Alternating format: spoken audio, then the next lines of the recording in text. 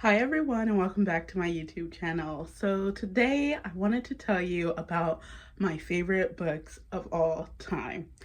Now trying to make this list felt nearly impossible because, well, I love books. I love books and I love a lot of the books I read, and I own around 1,700 books, and I think I've read about 700, which is a bad percentage, but you know, it is what it is. And so I basically run around all of my books because I'm only showing you physical books. If I didn't buy it, then I can't really love it that much, can I? So I went around to all my physical books and looked at my shelves, and there were a lot of books where I was just like, I really, really love this. And I had to be like, but is it a favorite of all time? And through all of that, I've come up with a list of my favorite books. And because I can't choose, I have also a list of honorable mentions. It's a pretty long list, but I'm not going to go through each one. I'm just going to show you some facts and exude my love for them. So to start with my honorable mentions, I'll be actually starting with young adult, and yeah, I think this is all young adult. So we'll start with young adult. These are books I read, I think, around the ages of, let me see, I really started reading in middle school, so around like 6th grade or so. So these are, a lot of these I read around the time when I was in like, from like 6th to 12th grade, and maybe some college. There's one I actually read rather recently, within like the last 5 years, but we'll get to that. So for a part of my honorable mentions, here is a stack of YA books that I really, truly loved. These were a part of my childhood, especially books like Hush Hush and Clockwork Angel. Like, I was reading Marked, I think, when I was in, I think I started that series when I was in ending middle school, going into high school. And Bloodlines is the sequel series to Vampire Academy, and I just love the Bloodline series more, so that's why this is a part of this deck. So we have Throne of Glass, Hush Hush, Marked, Clockwork Angel, and Bloodlines. Oh, let me not drop the stack, but here is some of my honorable mentions. Yes. Just picking them up, I'm remembering how much I absolutely adore these books. Okay, and next, here is some more. So, of course, I have some Sarah Dessen in here because, you know, I'm a girl. I'm a girl's girly girl, I guess. And Sarah Dessen, she was that girl. She's still that girl. So we have Just Listen, some Rainbow Rowell, Eleanor and Park. I just, like, this was like peak writing to me when I first read Eleanor and Park. And Fangirl, which I read in undergrad, I think my first year in college, and Carry On by Rowell. And Six of Crows I actually read I think within the last like 3 years or so. I had read Shadow and Bone sometime, I think in either high school or undergrad, and I'm just not by the time I read Shadow and Bone, I was really against love triangles. And I heard, I think from the author when I went to like a book talk, that the book was going to have like a love diamond, and I was like, absolutely not. But I finally gave Six of Crows a shot, and Six of Crows is the better series. It's the better series. I still want to read the duology. I'm actually looking for the original cover that has like the red sprayed edge. So when I find that, I'll buy it and finally finish the duology. But here's some more honorable mentions. Okay, so that is it for YA. So we'll move on to basically everything else. So everything else that's like not YA. So to start, we have this stack of books here. So A Chemical for Lebowitz, Jane by Maggie Nelson, Blindness by Jose Saramago. This book was scarring. It was scarring to read. It sent me in a spiral. I was listening to this song called Too Late. Who is it by? Too Late by, I can't remember. I'll put it on the screen. But I was listening to the song Too Late while I was reading this book, and That song, like anytime I listen to that song, I sort of get like glimpses of feeling from this book, and it's an experience. But yeah, really good. The Three Body Problem, which was just amazing literature. Song of Achilles. Okay, I know there's probably some people are like that out there that are saying Song of Achilles should be in your like favorite books of all time. It probably would be. The only thing is I haven't finished it. I get so nervous every time I pick it up. I think I'm about 100 pages in. Yeah, 100 pages in. And every time I read it, I get scared because I know the myth. I know the myth of Achilles and Patroclus. I know the myth. So the writing is really good, and so I know that she's going to write it in a way that it absolutely crushes my soul. So I haven't finished it. Otherwise, it probably would be in my favorite books of all time. That is why it's an honorable mention. And then I have Ask Again, Yes, by Mary Beth Keane, and Midwives by Chris Bohjalian. Midwives is so good. I don't know if you would call it a twist, but the twist at the end, it threw me for a loop. So more honorable mentions. And then we have The Echo Wife, Ice Planet Barbarians. I know, listen, I had fun reading it, and now I'm not going to apologize. Pride and Prejudice and Persuasion by Jane Austen, Homie by Dennis Smith, and Project Hail Mary by Andy Weir. And then it's getting hard to find places to put all these books.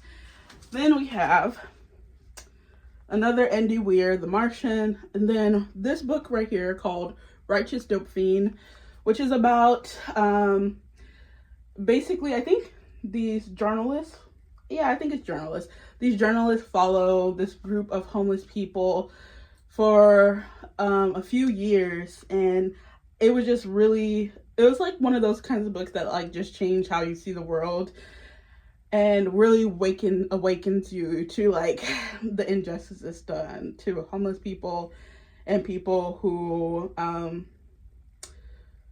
are having hard times and all of that that encapsulates. So I definitely recommend Righteous Dope Fiend. And then we have Knox by Anne Carson, which is just a really cool book because as you can see, it's in this box, and then you open the box, and then the inside folds out like that. So I just think that's just brilliant, a brilliant concept, and that's why this is an honorable mention. Okay, so that's all for the honorable mentions. Now we move on to the real deal. The real dealio, the favorites of all time. And again, we're gonna start, have to move them down. We're starting with manga. So this is Megami and Tsugumi by Mitsuri Shi. Listen, it's in the Megaverse.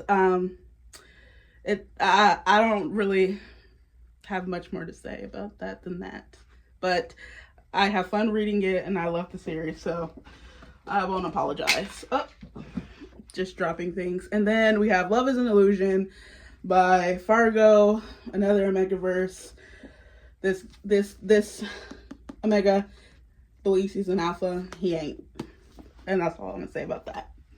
Okay, now on to YA and middle grade, I think, in here. So first we have Near and Dear to My Heart, The Perks of Being a Wildflower by Stephen Chbosky. I love this book. This book I read in, I think, 9th grade in high school.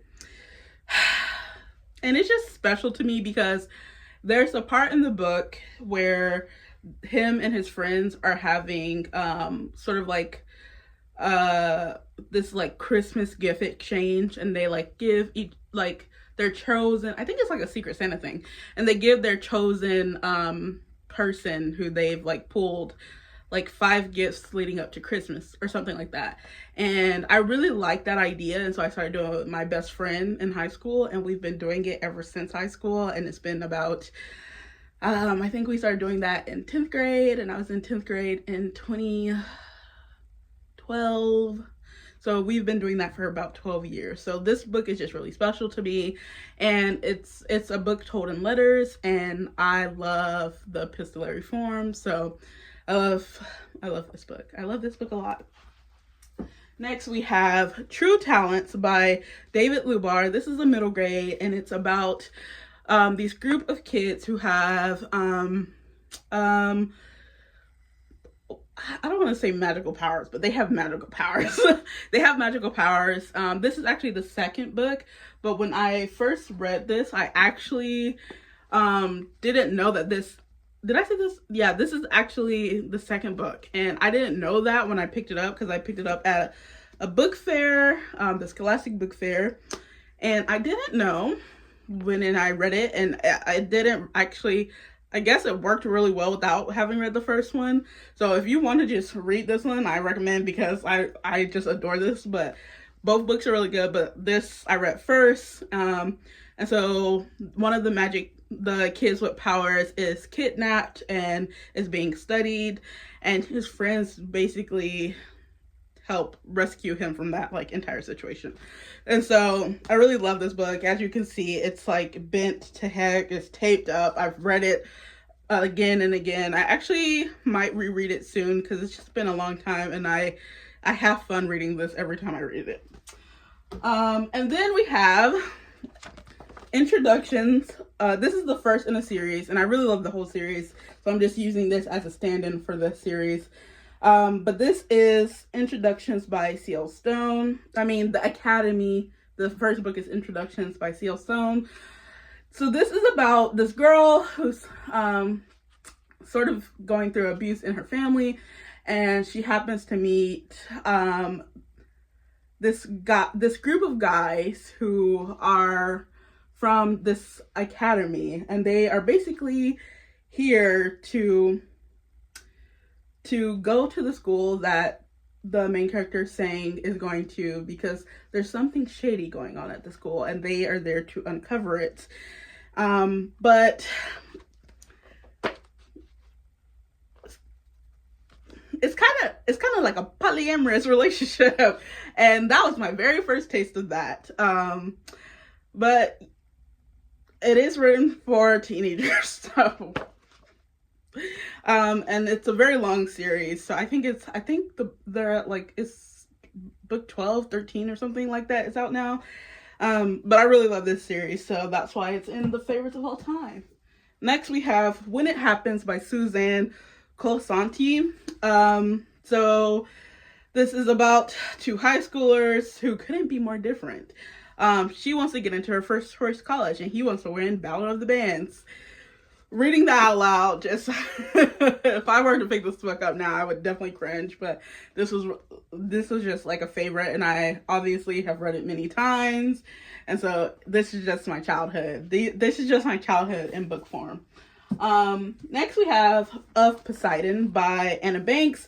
This is a mermaid book, and it's about this girl who happens to meet this guy called Galen on a beach one day, and he is the prince of this underwater civilization of mermaids, and it follows her learning more about him and herself. And this is just one that this is the first book in a 3-book series, and it's just like a really good time reading. So if you want to have a trip down YA memory lane, Of Poseidon. Okay, now we are getting, I should have put this towards the end, because this is Aristotle and Dante Discover the Secrets of the Universe by Benjamin Hilary Sayans. And I still say to this day that this is my favorite book of all time, because when I read it, it was just, I don't know, it was transcendent. It was a transcendent experience. It's about this young boy growing up in I think it's El Paso, Texas, and I think this book is set in the 80s or the 90s, and it's just about him discovering himself and meeting this boy named Dante who helps him discover himself. And the writing in here, to my teenage mind, was just absolutely brilliant. And so sometime in high school when I read it, I was like, this is my favorite book ever. And when I've declared a book my favorite book ever, I really, really change it. Anything I'm like, this is my favorite movie, then it's my favorite movie forever. So it is, when people ask me what's my favorite book, it's this one right here. It's this one right here. Okay, next we have Rules of Attraction by Simone Elkeles. This is the second book in a semi-connected series about these, I think, are they brothers? It's been so long since I read this. But this follows Carlos Fuentes, who feels betrayed when his big brother is jumped out of this gang, and Carlos still has these feelings of wanting to be in this gang, but he meets this girl and maybe those feelings change. I used to eat this stuff up. This is like for the girls these days who love like a mafia romance, okay? All three of the books in this series, I devoured them. And I think I have one of these. I have actually 2 copies of Rules of Attraction, and my best friend got me one of these signed, this book signed. I think it's the other copy I have, but I love this. I love this series. I love that book. Then we have Looking for Alaska, Mr. John Green himself. This is my favorite John Green. I know a lot of people love The Fault in Our Stars or any of the other ones, but this is my favorite. This is the very first John Green I ever read. And I was the kind of teenager who was definitely like, I'm not like other girls, but in like an emo way. So I feel like this teased a little niche of mine that I didn't really know I had. I feel like this book is, you know this book, so Looking for Alaska, John Green, and then Sarah Dessen, my favorite Sarah Dessen of all time, This Lullaby, and it's about this girl named Remy whose mom keeps remarrying, and there's a feeling she has about that, but it's also about her, and her father, who I think was a musician, that, you know, left her, and she, Remy keeps like, I think she's like trying to swear off guys, but then this guy named Dexter appears. I love this book. I have tabbed it to heck.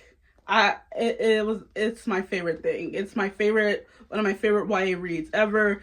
I think this book is also due for a reread. So then we have, you've seen the books I'm picking up. You should know it's coming. Twilight by Stephanie Meyer. I don't need to tell you what this is, do I? I don't need to tell you what this is.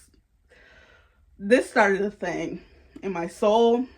I think I already like vampires, and if I didn't already like it, I love them by this time. When I tell you, literal true story, when I first watched Twilight, it did something so spectacular to my brain. There was 1 week where a literal 7 days where I would wake up in the morning and watch Twilight, and then I would watch Twilight again before I went to bed. And I did this for a week straight. That's how much this book has changed my brain chemistry. I briefly in undergrad thought about writing my thesis on Twilight, but I didn't, but I thought about it. And that's all I will say about that. And then The Book Thief by Marcus Zusak. This is just like this is just like brilliant writing. It started my love of death being the narrator in fiction, and this book was everything. It was everything to me. I was just like, I remember like also just this whole part with the like drawing and the written story on the inside I loved. And I remember when I got to that part at the end of the book, you know what part I'm talking about if you've read it, and I literally was reading this while laying on the floor, and I remember I was sobbing so hard I couldn't see the words, and I had to close the book and just cry. And then I remember when the movie came out, and I was like, I don't know, did I watch the whole movie? I don't remember if I watched the whole movie, but I do remember being like, this is not like the book. And being very just horrified because they ruined such a beautiful, amazing thing. Okay, that's all for YA. Now we're moving on to everything else.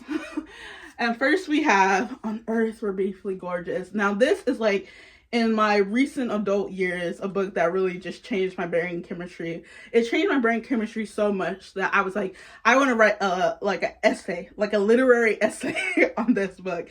I was like all of who I was in undergrad, getting my degree in English literature, came back to life. I have never wanted to write a paper ever. And then when I read this book, I was like, I want to write a paper on this book because it's everything. But basically, the book is a letter from a son to a mother who can't read, and we're just following his like coming of age story. And it's a book about family history. It's a book about sexuality, race, class, masculinity, all these things. And the writing in it, to me, is just some of the best writing ever. And it's poetic, and it's lyrical, and it's moving, and it touches my heart every time I think about it. I can't reread it because I love it too much. Does that even make sense? Makes sense to me. And then I have 2 books by Bora Chung, Cursed Bunny and Your Utopia. Cursed Bunnies definitely edges out Your Utopia a bit, but every time I see these, I'm just like, you are everything to me. They are translated by my favorite translator, Anton Her. Cursed Bunny is the book that got me to realize, wow, I need to read anything Anton Her has ever translated. This is the first translation I read by him, and I have since picked up a lot more of his translations. But Cursed Bunny is just, it is a speculative work, and it is haunting, and I also think horror is horrifying, but it is some of the most well thought out stories, some of the most brilliant conceits. And Your Utopia is also just well thought out stories, brilliant conceits, and just powerful, moving writing. They are both short story collections, and there's no short story collections I would recommend more than these 2. These are some of the best writing, I think, ever. Okay. Then we have the book that almost broke me, Giovanni's Room by James Baldwin. This book is set in 1950s Paris, where this man moves to Paris, and he's caught between desire and conventional morality. And when I tell you, Giovanni, he breaks my heart. Every time he is talking, he breaks me. He breaks me. This book is everything. It is heartbreak, and it is beauty, and it is self-discovery and I don't want to say self-distancing, but just the hiding from self. And you need to read it. That's all I can say. If you haven't read it, you need to read it. You really should read everything James Baldwin has ever written. But if you haven't read it, this should be your first. Next, I have nonfiction. I have a memoir called Bone Black by Bell Hooks.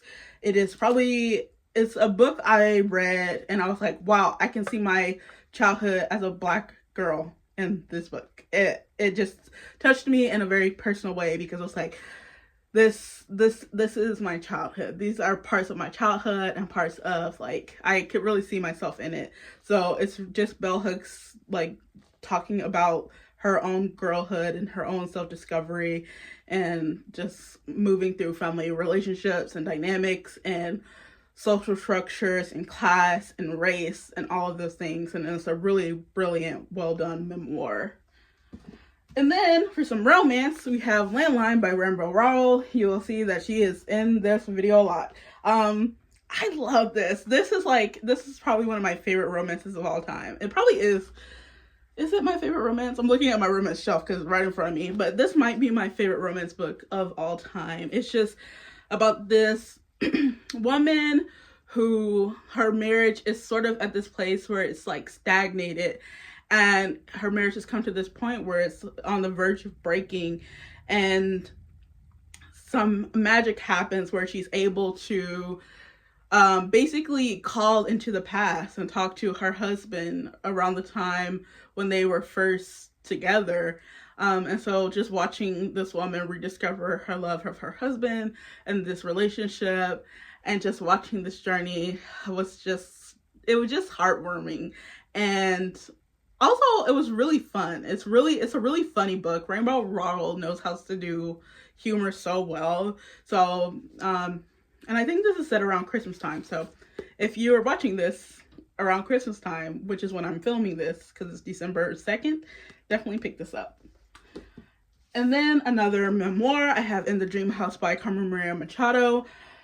This is probably one of the most well done in the sense of writing and style memoirs I've ever read. And it's also just a piece of writing that is just like some of the most unique kind of style I've ever seen. So Machado basically is talking about, it's an account of this relationship she had that was full of psychological abuse, and she sort of like structures this like book and looking at this relationship in like this house. And so all of the chapters, which are like little vignettes, starts as Dream House as the first Thanksgiving, or Dream House as Lesson Learned, or Dream House as Meet the Parents. And so if you can see that like I've annotated the heck out of this book and I've tabbed the heck out of this book. It's just the most intellectually pleasing book I think you could ever read, but also really moving and beautiful and heartbreaking for what Machado had to experience. So if you're going to read a memoir, I definitely think this should be one. Then for some science fiction and fantasy, we have The Fifth Season by N.K. Jemisin. This is just like, look at my tabs in this. It's crazy. I read this for a class I was taking in college about the end of the world. And so in this book, there are seasons, and these seasons sort of like mark an ending of the world. It ends and it ends. But it follows these three women that are told in these three different sections, and we're following them. And the book is just, it does a lot of unexpected things. There, I guess you could call some twists in here, but this is this might be one of my favorite science fiction fantasy books of all time. And it's by a Black woman, and she won the Hugo Award for this, and I think all the books in this series. So this is like a must. I don't care if you don't really read science fiction and fantasy. This is a must read. I don't care what genre is your favorite. You have to read it. Then we have The Sparrow by Mary Doria Russell. This is also a book I've tabbed to heck, and it's just like brilliant writing. So it's about basically this religious group in the future. There's this planet that's discovered to have life, and this religious group in the future decides to send some astronauts. Astronauts is a loose term because they're really not astronauts, but they're regular people. Some regular people who volunteered and then are astronauts by just the mission they're fulfilling, and they're sent to this planet to sort of discover and learn about this species that's living on this planet. And pretty much everything goes wrong in really horrifying and disturbing ways, but it's just really skillfully done, and it's a really beautiful, the writing is beautiful. The story itself is horrifying and sad and really depressing at some points, but the writing in here is brilliant, and I definitely recommend this. Then we have everyone's favorite, Normal People. Now listen, I read this and was changed. I saw the book in a bookstore. This is before it was really getting all the hype it was getting. I just looked down one day and I just saw the cover and I was like, ooh, I'm loving that cover. And so I picked it up. But basically the book, how do I describe it? So it's about Connell and Marianne. who pretend that they don't know each other, but Connell's mom, I think, sort of works for Marianne's parents, as like a housekeeper, something like that. And we're following this relationship that develops between Connell and Marianne, and it is not a good relationship. It is a toxic relationship. But even then, when I read this, I was like, I just want them to be together. I was like, I don't care that they probably shouldn't be together. I want them to be together. So I know a lot of people also don't like the fact that this is a book that doesn't have quotation marks. So do with that what you will, but I didn't mind it. Yeah, but also I love it. I love it so much that when the show came out, I tried to watch the show, and I watched the first episode, and it was so well done. I was like, this is actually too overwhelming for me to watch. I have so many big emotions. I love it too much. I love the book too much, and I can't watch the show because I'm overwhelmed, because the show is being done so well. And I was like, I'm gonna have to watch an episode of the show every 2 years. So I think I'm coming up for a watch of the next episode soon. And then we have these 3 books. Usually I would have just like showed you the first book in the series, but I actually love all 3 books. I've reread the series like a lot. But this is Hurricane. This is an Omegaverse sci-fi novel. So basically these groups of, I mean, technically they're astronauts, but I don't think they call themselves that. They are on this planet because a group of other astronauts or military personnel, I think they're military personnel in this book, a group of the other military personnel has gone silent, and so they go to this to the planet and to the station to discover what happened there. And while there, one of the group members, who is an Omega, goes into heat. And in this world, being an Omega or Alpha is kept secret, because it's sort of like, it's a taboo thing in the society, and Alphas and Omegas are not supposed to get together. And they're also like, I think one is above the other when it comes to the military. So he's a major in the military, and the other is a lieutenant. And so there's also those dynamics. And it's really crazy how short the books are and how much world building they do so fast. And it's really surprising because it takes a very big political turn, and I haven't read that before in Omegaverse. So it's like just a really well done world, and really great writing, and really great smut. Yeah. And then finally, we've come to the end of my favorite books of all time. We have 2 sci-fi and fantasies. Let me put them in order. And an absolutely remarkable thing, and a beautifully foolish endeavor by Hank Green. I was gonna support the Greens because I've been supporting the Greens forever, since I read Looking for Alaska, and I watched all the Vlogbrother videos from their first year. And I didn't know what to expect, but when I picked up An Absolutely Remarkable Thing, I was blown away just by the creativity of the world that Hank Green created, and just the commentary on basically social media and pop culture. And I think it was just like a brilliant, well done look at those things. And then the follow-up was even greater than I expected. Just the way that this novel is structured, it made these 2 a part of my favorite books of all time. That was a lot. I'm sweating. I don't know if you can see it. You really can't. It just looks like I'm glowing, but I'm sweating. That was a lot, but those are my favorite books of all time, with some honorable mentions. And there's probably books that I will look at across the shelves and be like, that should have been in the video. But for now, this is it. And I hope you find some new reads. And I would love to know, what are some of your favorite books of all time? But that's the end of this video, and happy Bookmas, I think. Yeah, today is the 2nd, but I think I'm putting this up on the 3rd. So happy day 3 or maybe 4 of Bookmas. And that's all. So I'll see you next time. Like, subscribe. Bye.